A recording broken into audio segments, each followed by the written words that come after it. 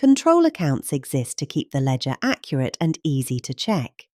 They take the totals from a group of detailed accounts, whether that's receivables, payables, payroll, or any other area with many individual entries, and summarise them in one place. This makes the system more reliable because you can quickly compare the control account with the underlying records and spot any differences. The result is better accuracy, faster checks, early error detection, and more trustworthy financial reporting. Here is an overview of the main control accounts used in a business. Each control account summarises information from many individual accounts and gives us one combined figure for the general ledger. For example, the Receivables control account summarises all customer balances, the Payables control account summarises what we owe suppliers, and there are similar control accounts for wages, value-added tax, pay-as-you-earn, inventory, and bank. Every control account acts as a summary, and each is used to check the accuracy of the underlying records. We will go through these control accounts one by one so you can see exactly what each of them summarises, what it checks, and why it's important. The Accounts Receivable control account shows the total amount owed to the business by all customers. It works by collecting the totals from invoices and receipts and summarising them into one single balance in the general ledger. Let's walk through the process. We start with the source documents. The invoices show how much each customer owes, including value-added tax. Receipt documents show how much they've paid. These then move into the books of prime entry. Invoices are recorded in the sales day book, and customer payments go into the cash book. From there, customer-by-customer details are posted into the accounts receivable ledger. You can see here, customer A now owes £70 and customer B owes £120. At the same time, the general ledger is updated. The revenue account gets the sales value, the value-added tax account gets the VAT, and the receivables control account receives the total amount customers owe. When customers pay, those amounts go to the bank account and reduce the receivables control account. The control account gives us one total figure, in this case £190, which represents everything customers still owe. The key point is that the total of all the customer accounts in the subsidiary ledger must match the closing balance of the receivables control account. If the two do not agree, we know there's an error somewhere. So the receivables control account is a vital check of accuracy and a quick way to confirm all customer balances are correct before we prepare financial statements. Let's look at the specific items that appear inside Accounts Receivables control account. Each line in this table shows a different type of transaction that either increases or decreases the amount owed by customers. The debit side shows anything that increases the amount customers owe. The credit side shows anything that reduces the amount customers owe. Opening balance brought down is the amount customers already owed at the start of the period. It appears on the debit side because accounts receivable is an asset, and assets normally carry debit balances. Any credit sales increase what customers owe. A sale on credit always goes on the debit side of the receivables control account. Returned or bounced checks. If a customer pays but the check bounces, the payment they made was never actually received. So we need to add the amount back to what they owe. If a customer is charged interest for late payment, that interest becomes additional money they owe, so it goes on the debit side. Bank receipts are money received from customers. When they pay, the amount they owe decreases, so this entry appears on the credit side. When customers return goods, we issue credit notes. Their debt must be reduced, so we record the full credit note value on the credit side. If the business gives a discount for early payment, customers owe less, so discounts appear as credits.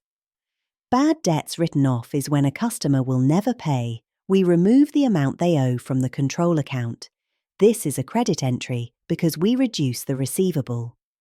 A contra entry is used when a business is both a customer and a supplier to another company. We offset one balance against the other. If the other company owes us money, but we also owe them money, we can contra the amounts. A contra reduces receivables, therefore it goes on the credit side.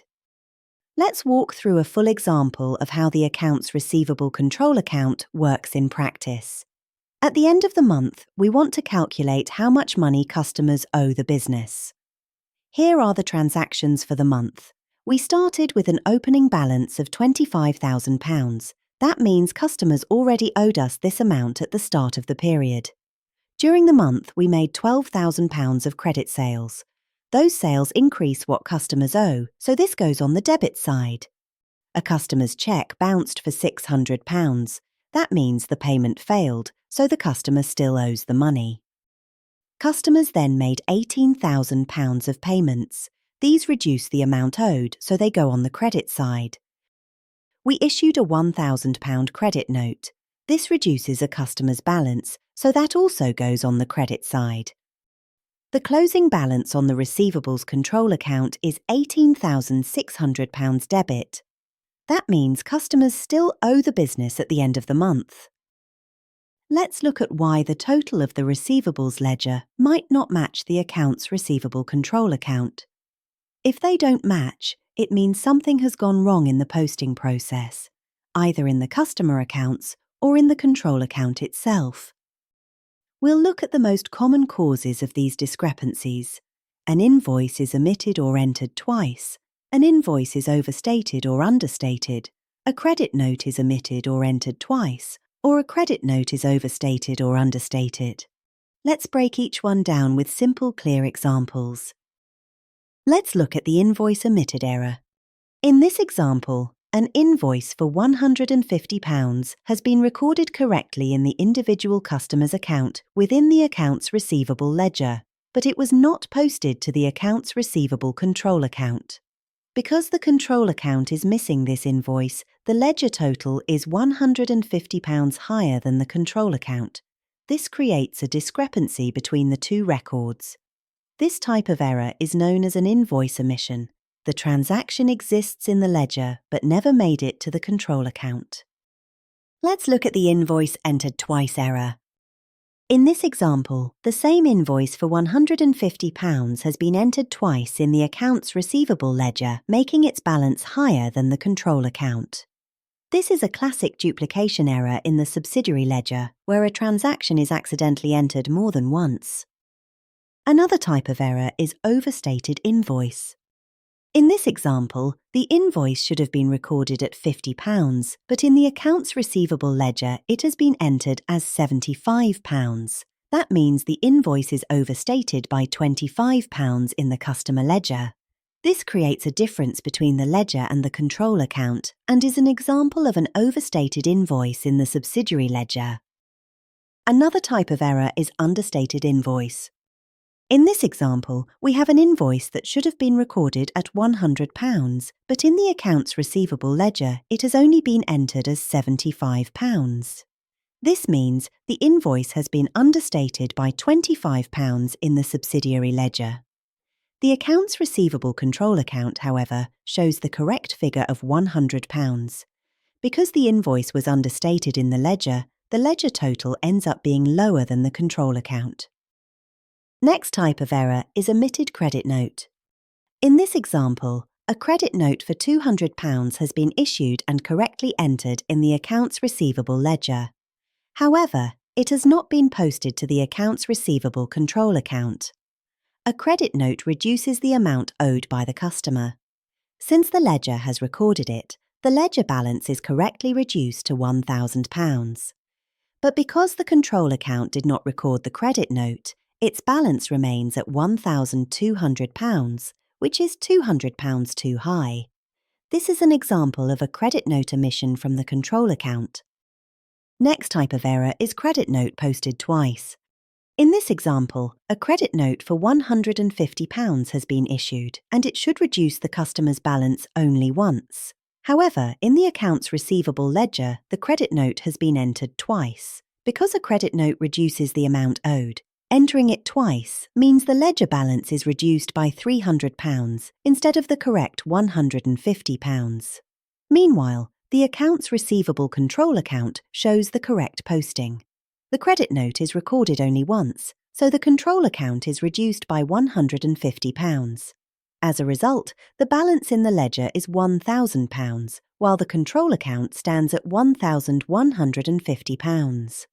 This is an example of a duplicate credit note error in the subsidiary ledger, where the credit has been posted more than once. Let's summarise what we've learned. Invoices and credit notes can be entered wrongly in either the customer's accounts receivable ledger or the accounts receivable control account, and any difference between the two usually comes from one of these errors.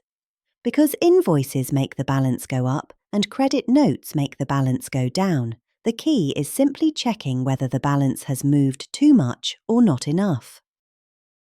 Just like invoices and credit notes, customer payments can be recorded incorrectly, creating a difference between the accounts receivable ledger and the accounts receivable control account.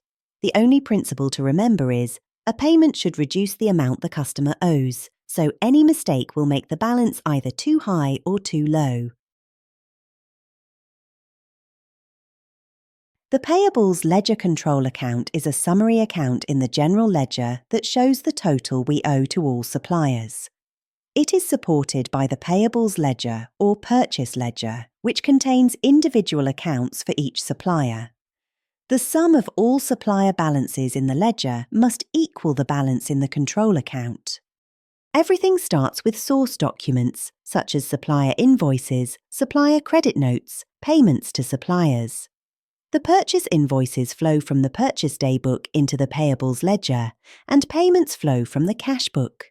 From the Payables ledger, the totals move into the Payables ledger control account. The Payables ledger control account is part of the general ledger, and it summarises the total amount the business owes to all suppliers. The key principle here is that the total of all supplier balances in the Payables ledger must equal the balance in the Payables ledger control account. If the two do not match, it means there is an error somewhere in the postings. The Payables ledger control account represents a liability. It normally carries a credit balance. On the credit side, we record anything that increases the amount we owe to suppliers. The main item here is supplier invoices. Every time we buy goods or services on credit, our debt increases. We also include items like interest charged by suppliers or any adjustments that increase the outstanding balance. On the debit side, we record everything that reduces the amount we owe.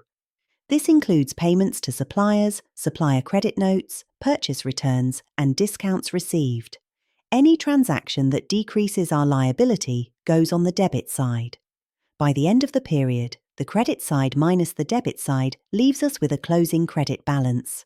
That closing balance represents the total amount still owed to all suppliers. Most importantly, this closing balance must match the total of all supplier accounts in the Payables ledger. If the two figures don't agree, we know that a posting error has occurred and a reconciliation is required. Let's walk through a simple example of how entries appear in the Accounts Payable control account. Imagine that at the start of the month, the business already owes its suppliers £12,000. This opening balance goes on the credit side because it represents a liability brought forward. During the month, the business receives new supplier invoices worth £5,000. These invoices increase what we owe, so they are also entered on the credit side. We were also charged £200 interest by one of our suppliers for late payment. This is an additional liability, so it increases the credit side as well. Now let's look at the debit side, which reduces the balance owed. We made payments to suppliers totalling £3,500. Payments reduce what we owe, so they appear on the debit side. One supplier issued a credit note for £400 because some goods were returned. That also reduces our liability, so it goes on the debit side. We also received £100 in early payment discounts. Since discounts reduce the amount payable, they are entered on the debit side as well. Finally, we recorded a contra entry of £300 with a customer who is also a supplier, meaning we offset their balances rather than paying them separately. This reduces the amount payable, so it also appears on the debit side. When we total the debits and credits, the balance carried down will show how much the business still owes its suppliers at the end of the period. And of course, this closing balance must match the total balance in the payables ledger. The types of errors you can make in the accounts payable ledger and the accounts payable control account are very similar to those in accounts receivable. It can be omitted invoices and credit notes, duplicates, understated or overstated amounts. The only difference is that accounts payable is a liability, so the invoices increase the amount owed and payments reduce it. The tables here follow the same pattern you already learned in accounts receivable, just applied to suppliers instead of customers. Invoice omitted error is when a purchase invoice wasn't entered at all, so the liability doesn't increase. Accounts payable balance is too low. Invoice duplicated error is when posting the same invoice twice increased the balance twice. Balance in this case is too high. Invoice understated error is when the invoice was recorded for too little. In that case, balance is too low. Invoice overstated is when the invoice amount was entered too high. Liability increased too much. Balance is too high. Credit note omitted error is when a supplier credit note wasn't recorded, so the liability doesn't fall. Balance is too high. Credit note duplicated error is when the credit note was entered twice, reducing the balance twice, so the balance is too low. Credit note understated is when a credit note recorded for less than it should be. Liability decreases too little. Balance is too high. Credit note overstated error is when a credit note recorded for higher amount. Liability decreases. Balance is too low. Let's now look at the common errors that can cause differences between the purchase ledger and the accounts payable control account. In this example, we have an omitted invoice error. An invoice for £150 was entered in the purchase ledger but not entered in the accounts payable control account. This means the purchase ledger shows the full amount owed. This error can actually occur on either side, in the purchase ledger or in the control account, because these two records are updated separately. This is a duplicated invoice error. The £150 invoice was entered twice in the purchase ledger, but posted correctly in the accounts payable control account. So the purchase ledger total becomes £1,300, while the control account is correctly showing £1,150. In this example, the invoice was understated in the purchase ledger. It should have been £150, but only £100 was recorded. The control account has the correct value. Any understated invoice entry makes the balance too low. Here, the purchase ledger has an overstated invoice. Instead of £150, it was entered £200. The control account is correctly showing £1,150. An overstated invoice always makes the ledger too high. Here, a £100 credit note has been omitted from the accounts payable control account. The purchase ledger correctly reduces the balance to £900. But the control account still shows £1,000 because the credit note wasn't recorded. The control account balance becomes too high compared to the ledger. This error shows a duplicated credit note. The purchase ledger has reduced the balance by £100 twice. The control account only reduced it once, so it has correct balance. Duplicating a credit note always reduces the balance too much. Here the credit note was overstated in the ledger. Instead of recording a £100 credit, £150 was recorded. This reduces the ledger to £850, while the control account remains at £900. An overstated credit note made the purchase ledger too low. In this example, the credit note has been understated in the purchase ledger. Only £50 was entered instead of the correct £100. This means the ledger only reduces to £950, but the control account correctly reduces to £900. An understated credit note makes the purchase ledger too high. In this example, the payment was entered in the purchase ledger, but completely missed in the control account. The ledger correctly reduces by £50 to £1,950, but the control account still shows £2,000. Whenever a payment is omitted from the control account becomes too high compared to the ledger. Here the payment has been entered twice in the purchase ledger, but once in the control account. The ledger reduces by £100 instead of £50, giving £1,900, while the control account reduces by £50. Duplicating a payment makes the purchase ledger too low compared to the control account. In this case, the payment was recorded correctly in the control account at £50, but in the purchase ledger, only £20 was entered. So the ledger reduces too little, showing £1,980, while the control account shows the correct balance. An understated payment causes the purchase ledger to be too high. Here the opposite has happened. The ledger shows overstated payment of £80 instead of the correct £50. The ledger reduces too much to £1,920, while the control account shows the correct balance. An overstated payment makes the purchase ledger too low compared to the control account. Why wages appear in the journal? Wages and salaries are one of the biggest expenses for most businesses. But wages aren't just one simple payment. They include gross wages. It's the full amount an employee earns before anything is taken off. This figure normally comes straight from the employee's contract. Gross wages are the starting point for all payroll calculations, not the amount the employee actually receives. Income tax. Income tax is a mandatory deduction taken from an employee's gross pay. The amount depends on how much the employee earns and the tax bands they fall into. This money doesn't stay with the business. It must be passed to HMRC. So although it reduces the employee's pay, it also creates a temporary liability for the employer until it's paid over. National insurance. National insurance is another deduction tied to earnings. There are two parts involved. Employee national insurance, it's taken from the employee's gross pay, and employer national insurance, it's an extra cost the business must pay on top of wages. This is an expense for the company. Both amounts eventually are paid to HMRC. Employee national insurance reduces the employee's income. Employer national insurance increases the business's cost. Pension contributions. Pension contributions help the employee save for retirement.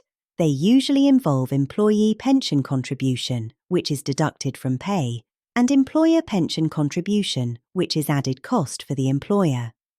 Both amounts go to the pension provider. Employee contributions reduce take-home pay.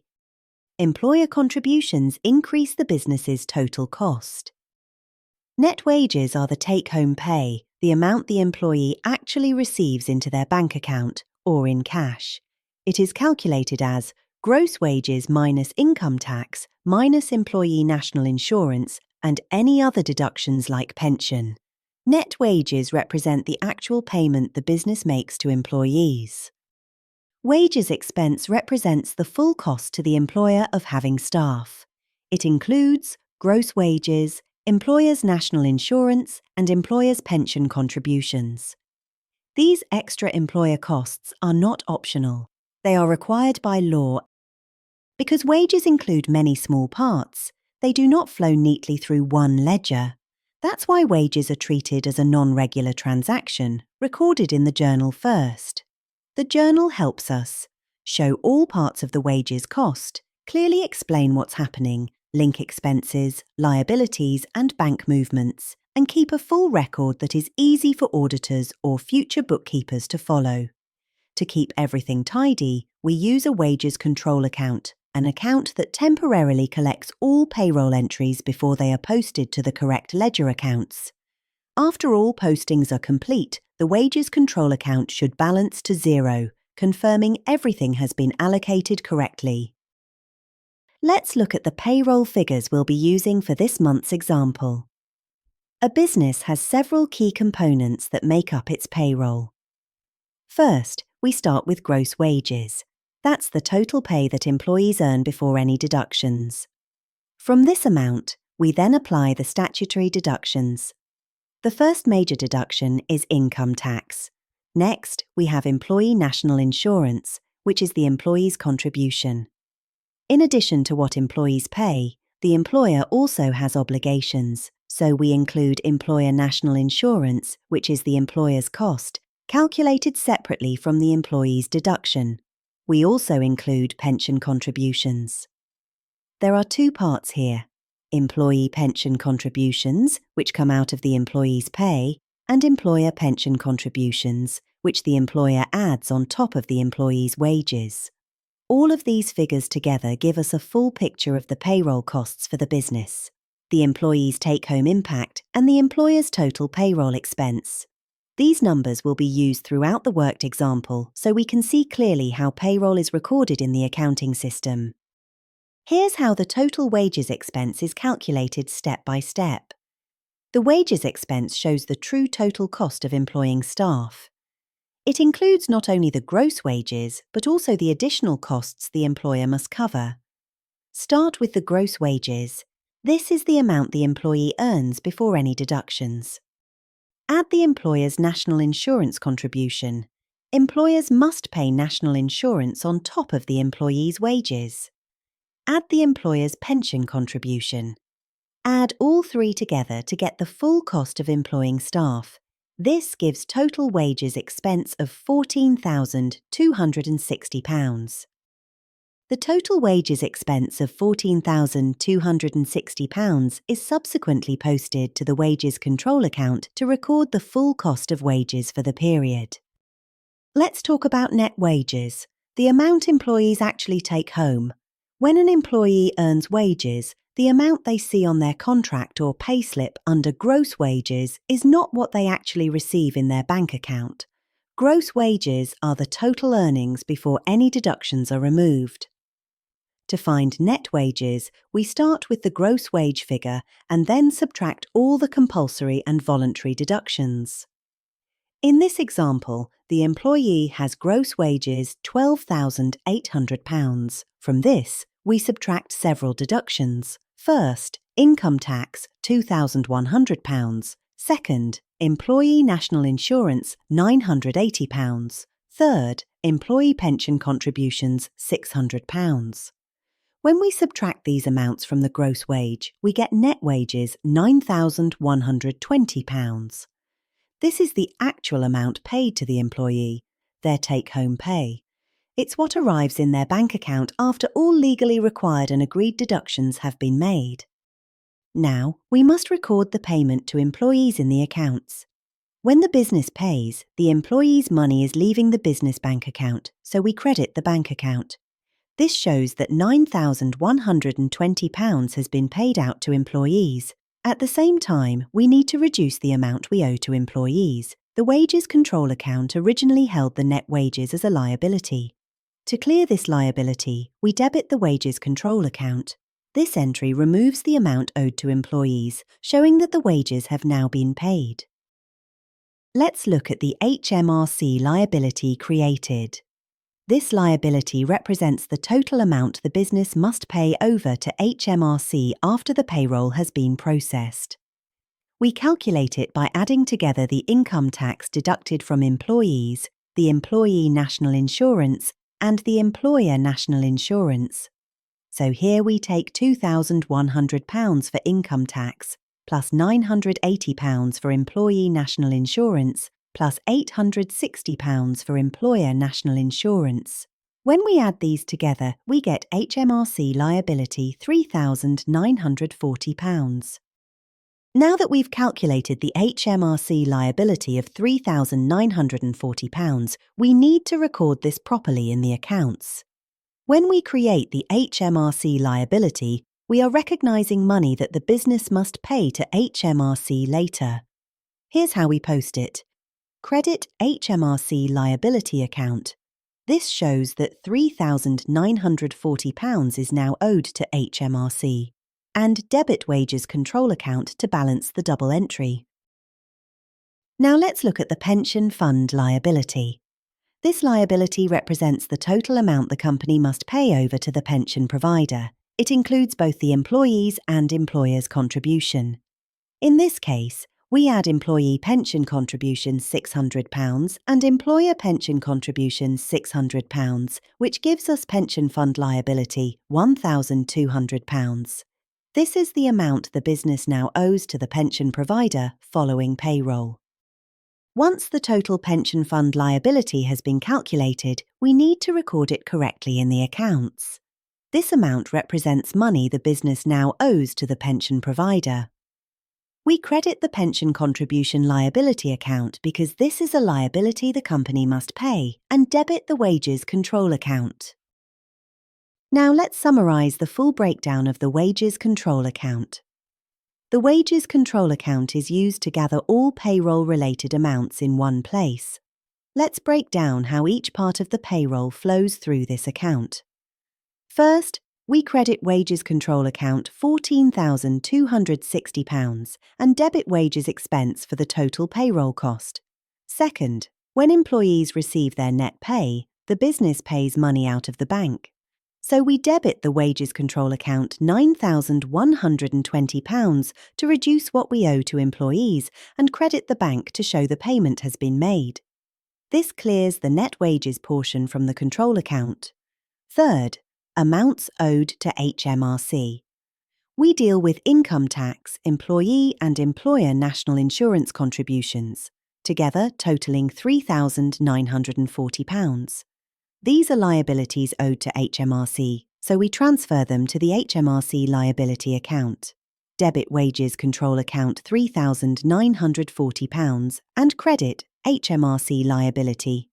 Fourth, amounts owed to the pension fund. The employee and employer pension contributions, totalling £1,200, must be recorded as a liability to the pension provider.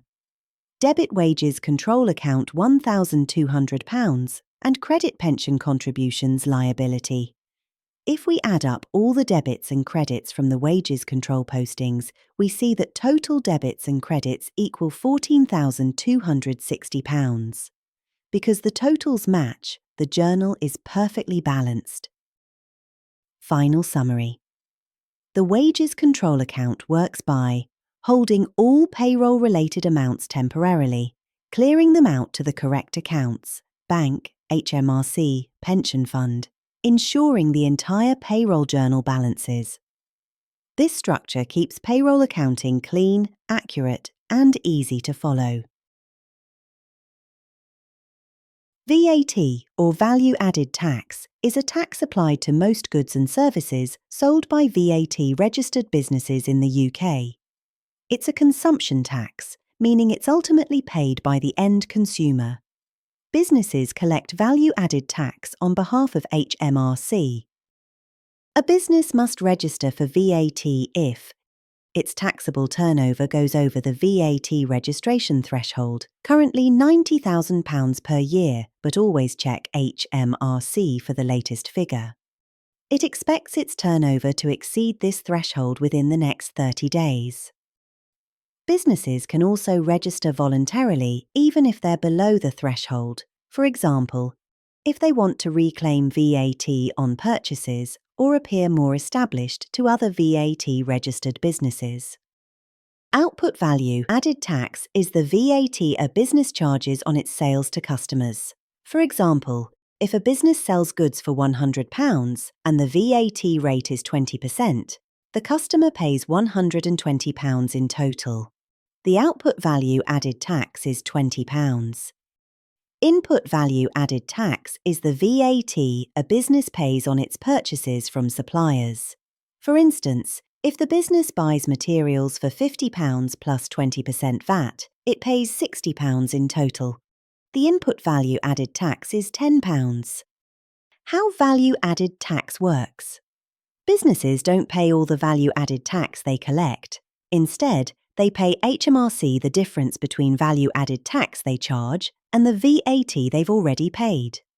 In simple terms, output VAT minus input VAT equals value added tax payable or reclaimable. If output value added tax is greater than input VAT, the business pays the difference to HMRC.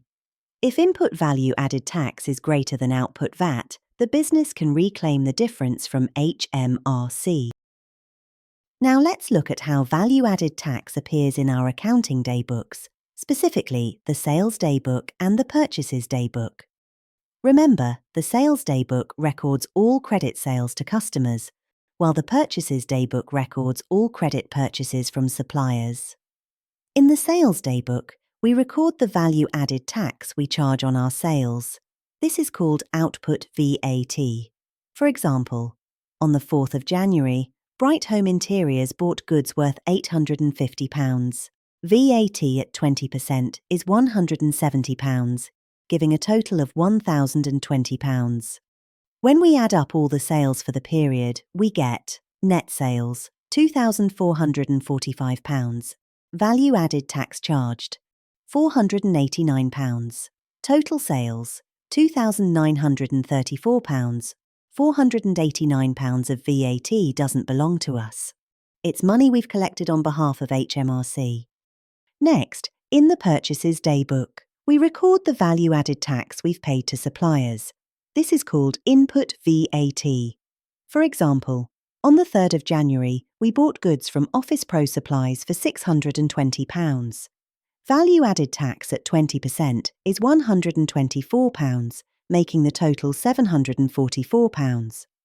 At the end of the period, we total it up. Net purchases is £1,365.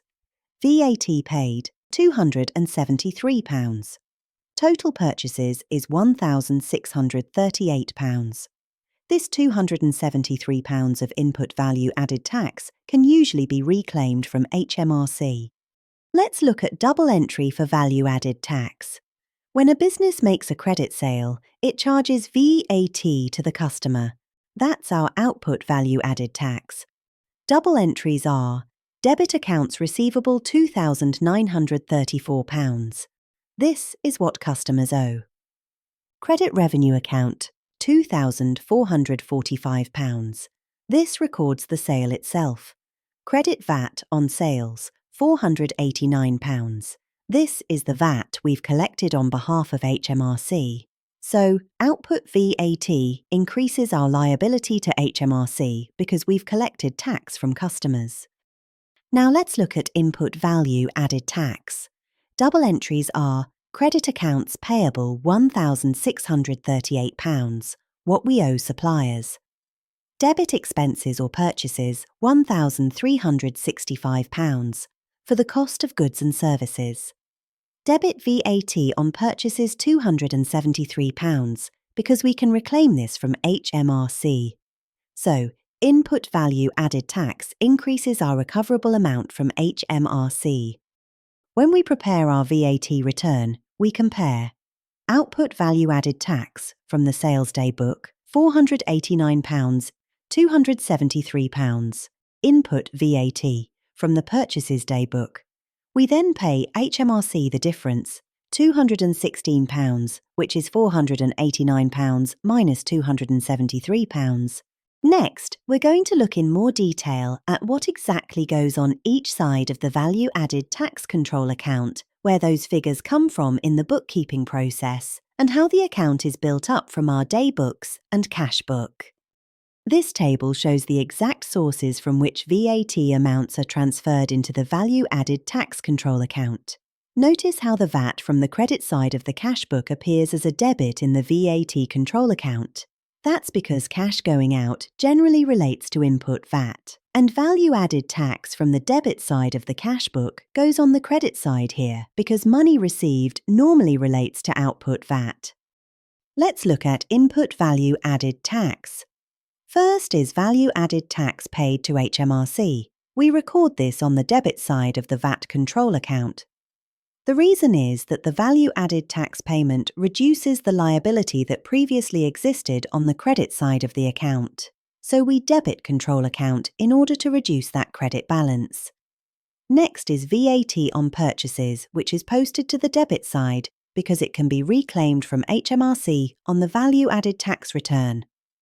VAT on expenses is when the business also pays VAT on day-to-day expenses such as stationery and other overheads. These are treated the same way as purchases for VAT purposes. VAT on sales returns is when a customer returns goods, we may need to refund part of the sale, including the VAT that we originally charged. This reduces the amount of value-added tax that we owe to HMRC. VAT on discounts allowed is when we offer a discount to a customer. The VAT element of that discount reduces the amount of VAT we need to pay over. Let's look at the credit side of output value-added tax. First is VAT refund received from HMRC. Value-added tax on sales is tax that we have collected from customers on behalf of HMRC, and therefore it is recorded on the credit side because it represents a liability owed to HMRC. Next is value-added tax on purchases returns. If we return goods to a supplier, we no longer need to reclaim the VAT on those goods. Value-added tax on discounts are received from suppliers. This element reduces the amount of VAT we are allowed to reclaim. In summary, the debit side of the value-added tax control account represents VAT we have paid and may reclaim, and the credit side represents VAT we have collected and may owe to HMRC. Each item either increases or reduces that input or output value-added tax position, and that's why it appears on the side it does. Businesses above the VAT threshold must submit VAT returns digitally. Software like QuickBooks, NetSuite, Sage record VAT and send reports directly to HMRC. There are 5 key value-added tax categories we need to know. Let's go through them briefly. 20% standard VAT rate. This is the main rate, currently 20%, and it applies to most goods and services. Next is the reduced rate at 5%. This applies to certain specific goods or services, for example, domestic fuel and power, children's car seats, or energy-saving materials, as long as the HMRC conditions are met. Then we have the zero rate. These goods are still part of the value-added tax system, but the rate is zero. That means you don't charge VAT. Examples include children's clothing, most food and exports. Next is exempt from value-added tax. Some goods and services are completely exempt, which means no VAT is charged at all. These include things like certain education, healthcare, insurance, and financial services. And finally, we've got outside the scope. These are things completely outside the VAT system, so there's no value-added tax to charge and none to reclaim. Examples include salaries, donations, dividends, and certain payments to government authorities. Let's wrap up with a quick summary of what we've covered about value-added tax. VAT is a tax on most goods and services. It's collected by VAT-registered businesses on behalf of HMRC. Those businesses charge value-added tax on their sales. That's output VAT, and they can reclaim VAT on their purchases. That's input value-added tax. VAT appears in both the daybooks and in double-entry bookkeeping, so it affects the accounting records directly. Always make sure to separate the net amount, the VAT amount, and the gross total. That's essential for accurate recording. And finally, value-added tax must be recorded and reported correctly, especially now under Making Tax Digital, which means using approved digital systems for submissions.